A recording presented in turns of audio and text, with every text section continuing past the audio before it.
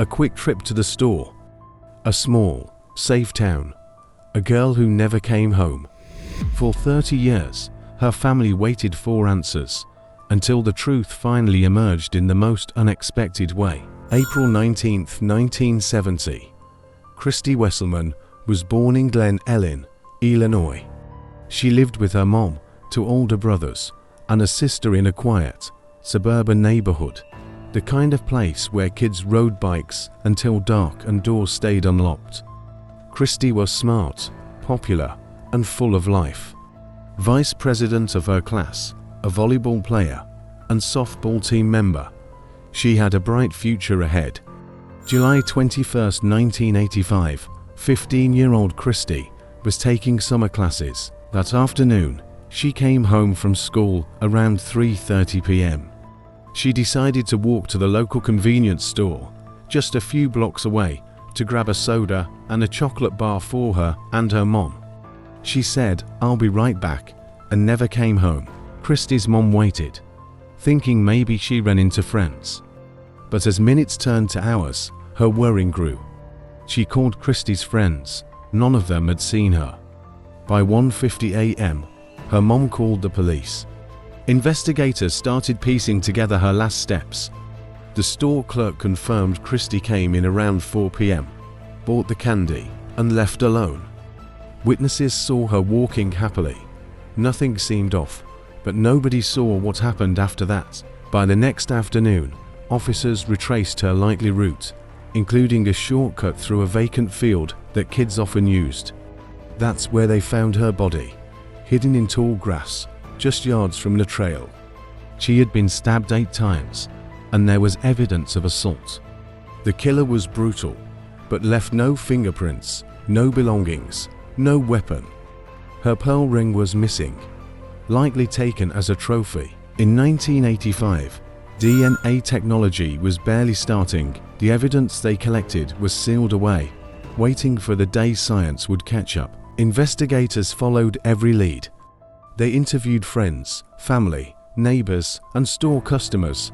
No one saw anything.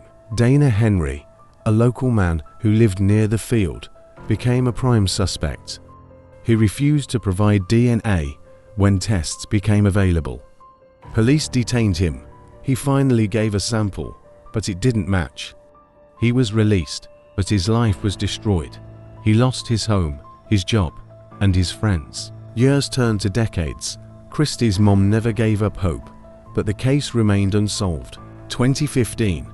Investigators got a hit from the FBI's National DNA Database. The DNA collected from Christy's scene matched a 62-year-old man, Michael Jones. Jones had been arrested for domestic violence, and Illinois law required a DNA swab. Jones had never been a suspect.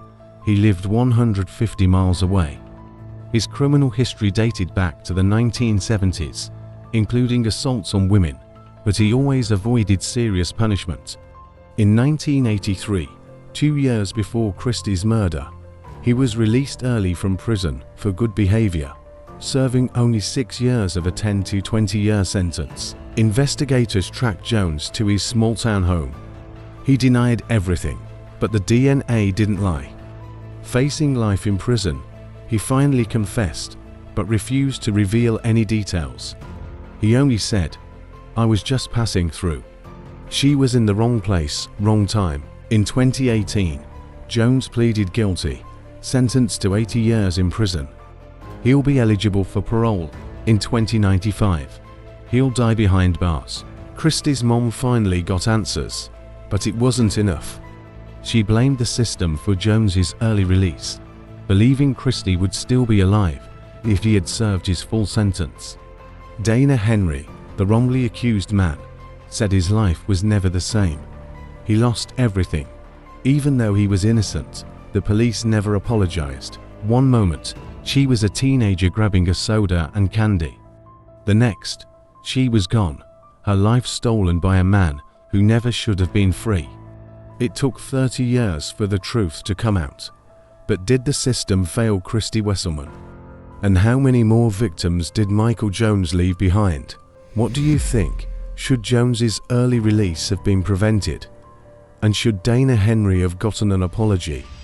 Let us know your thoughts in the comments. Don't forget to like, subscribe, and stay tuned for more powerful true crime stories.